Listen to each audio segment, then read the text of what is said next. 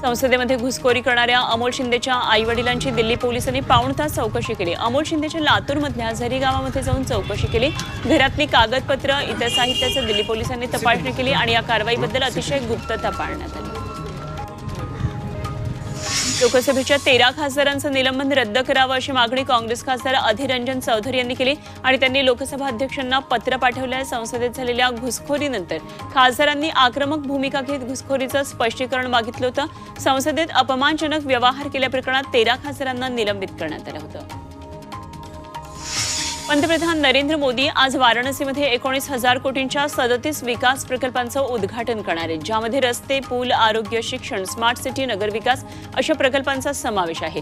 जगातील सर्वात मोठ्या विपश्यना केंद्र असलेल्या स्वर्धदेव महामंदिराचंही ते उद्घाटन करणार आहे। मुंबईची जीवनवाहिनी अशी ओळख अमृत नोनी ऑर्थो प्लस, ये एक प्रूवन फॉर्मूला है। इसमें मौजूद नोनी फल के गुण और आयुर्वेदिक जड़ी बूटियां शरीर को जरूरी पोषक तत्व देने के साथ साथ हड्डियों और जोड़ों के घिसने, उनमें होने वाले सूजन और दर्द को रोकने में मदद करता है। दर्द मुक्त जीवन के लिए अमृत नोनी ऑर्थो प्लस। असलेल्या उपनगरीय रेल्वेच्या सुखकर प्रवासासाठी रेल्वेनं कार्यालय तसंच संस्थांना त्यांची कामकाजाची वेळ बदलण्याचं आवाहन केलं। सकाळी 9 ते 11 या कार्यालयीन वेळेमध्ये रेल्वेगाड्यांना प्रचंड गर्दी असते, त्यामुळे दर दिवशी काही जणांचा रेल्वेतून पडून मृत्यू होतो आणि हे टाळण्यासाठी हे उपाय सुचवण्यात आले।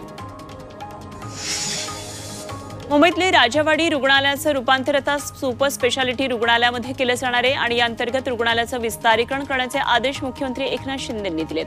आरोग्य सेवा सुरूच ठेवून रुग्णालयाचा विस्तार केला जाणार आहे।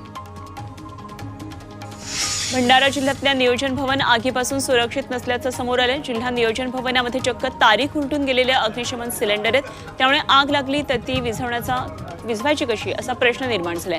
त्यामुळे जिल्हा प्रशासनानं भंडारा रुग्णालय जळीत प्रकरणातून काहीच धडा घेतला नसल्याचं सिद्ध झालंय। सह्याद्रीची उंची म्हणजे